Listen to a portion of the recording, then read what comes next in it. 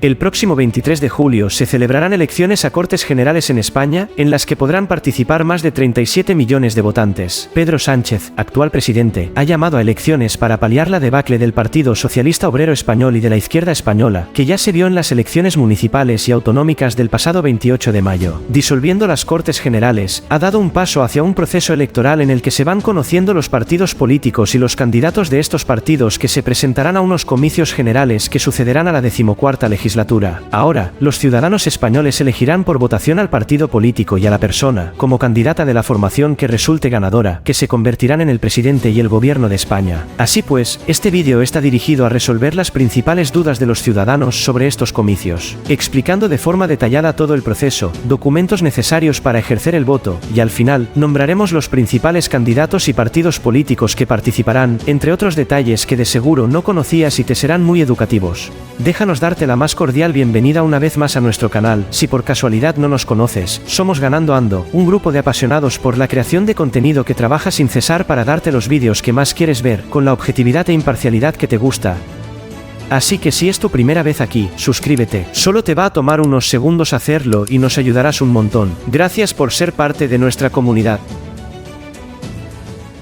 El calendario de los partidos políticos no puede estar más ajetreado en la actualidad, ya que deben configurar, aquellos que se presenten a las elecciones con sus respectivas candidaturas, las listas al Congreso y al Senado. La campaña electoral durará 15 días, comenzará a las 12 horas del 7 de julio y terminará a las 12 horas del 21 de julio. Luego, las cámaras resultantes se reunirán, en sesiones constitutivas, el 17 de agosto. Según el Instituto Nacional de Estadística, en estos comicios podrán votar 37.464.432 electores, de los cuales 35.141.122 residen en España y 2.325.310 en el extranjero. De los electores residentes en España, 1.639.179 podrán participar por primera vez en unas elecciones generales, por haber cumplido 18 años desde la anterior votación a Cortes, celebrada el 10 de noviembre de 2019. ¿Qué son las Cortes Generales y por cuánto tiempo se eligen? La Constitución de 1978 establece que la soberanía nacional reside en el pueblo español, del que emanan los poderes del Estado, legislativo, ejecutivo y judicial. Las Cortes Generales están formadas por el Congreso de los Diputados y el Senado, los cuales ostentan el poder legislativo. Las elecciones a Cortes Generales se celebran cada 4 años, salvo si el presidente del gobierno dispone su disolución anticipada. ¿Cuántos diputados y senadores hay y cómo se eligen?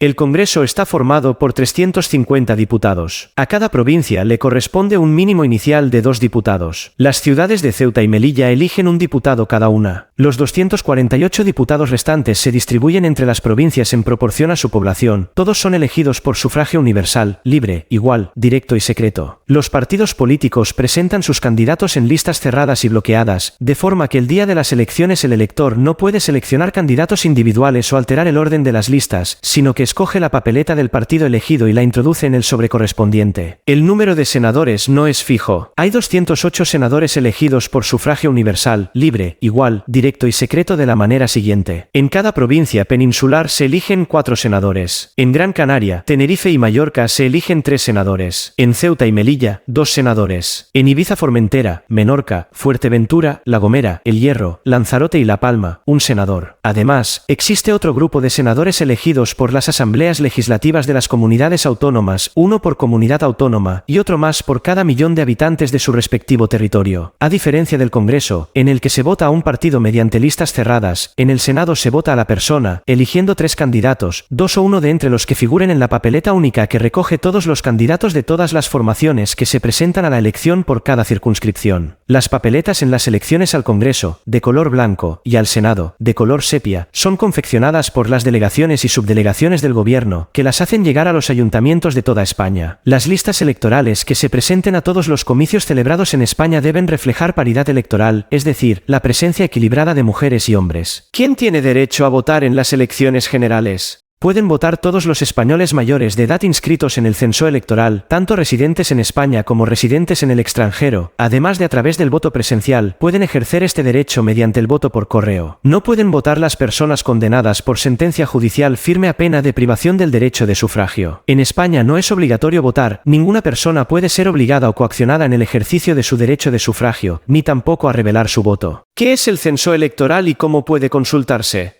El censo electoral es una base de datos que contiene la inscripción de quienes reúnen los requisitos para votar y no están privados definitiva o temporalmente del derecho de sufragio. Lo elabora la Oficina del Censo Electoral, órgano encuadrado en el Instituto Nacional de Estadística. El censo que se utiliza en cada proceso electoral es el cerrado el día primero del segundo mes anterior al de la fecha de la convocatoria. En el caso de las elecciones del 23 de julio, el censo es el cerrado a 1 de marzo de 2023. El censo electoral de residentes en España se puede consultar del 5 al 12 de junio en los ayuntamientos y en las delegaciones provinciales de la Oficina Electoral Central. Los electores residentes en el extranjero pueden comprobar sus datos de inscripción en esas mismas fechas en las oficinas consulares. También está disponible en la sede electrónica del INE un servicio de consulta de los datos de inscripción en el censo electoral, previa acreditación de la identidad del elector con el sistema clave, DNI electrónico, entre otros. En el caso de los electores residentes en España muestra, además, la mesa y dirección del local electoral. Los electores pueden presentar reclamaciones a sus datos de inscripción en los ayuntamientos, consulados o en las delegaciones provinciales en el mismo plazo, del 5 al 12 de junio. Los electores residentes en España también pueden presentar reclamaciones a través de la sede electrónica del INE con el sistema clave y aportando un certificado vigente de inscripción en el padrón de su municipio de residencia. Las tarjetas censales se enviarán a todos los electores a partir del 26 de junio. En ellas se les informará del local electoral y la mesa en la que les corresponde votar. Las delegaciones provinciales atienden las consultas sobre las actuaciones de su competencia, inscripción en el censo, mesas y locales electorales, tarjetas censales, voto por correo, etc., en sus oficinas y en el teléfono 900343232. ¿Qué es la Administración Electoral y cómo está compuesta?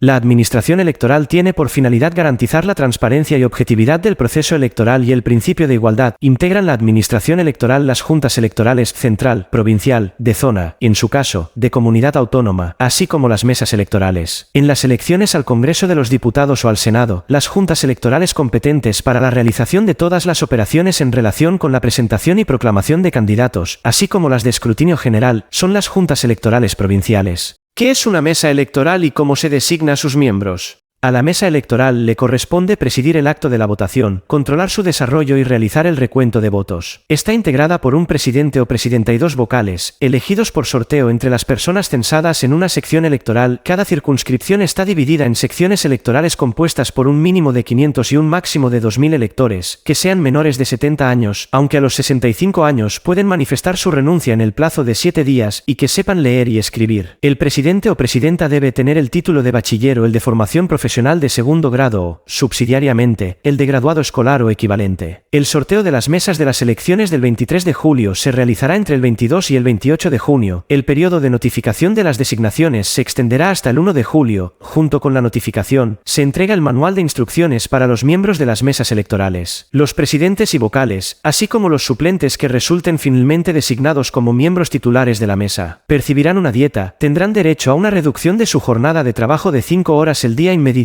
posterior, estarán protegidos por el sistema de la Seguridad Social frente a las contingencias y situaciones que puedan derivarse de su participación en las elecciones. ¿Es obligatorio formar parte de una mesa electoral? Sí, el presidente o la presidenta, los y las vocales y suplentes que no acudan a desempeñar sus funciones incurrirán en pena de prisión de 3 meses a 1 año o multa de 6 a 24 meses. El día de las elecciones, ¿dónde votar? ¿En qué horario y con qué identificación? La votación comenzará a las 9 horas del domingo 23 de julio, aunque los locales estarán abiertos antes para que puedan presentarse las personas que constituyan las mesas electorales y verifiquen que no hay problemas con el material electoral, acrediten a interventores e interventoras, apoderados y apoderadas, etc. La votación terminará a las 8 horas, momento en que la presidencia de la mesa electoral anunciará el final de la votación. Sin embargo, si quedasen en el local electoral, o en su acceso, personas que todavía no hubiesen votado, la mesa les dejará votar y no permitirá que lo haga nadie más. La identificación de elector o electora se puede realizar mediante Documento Nacional de Identidad, DNI. No sirve el resguardo del DNI en trámite, puesto que en él no aparece la fotografía del elector. Pasaporte, con fotografía. Carnet de conducir, con fotografía.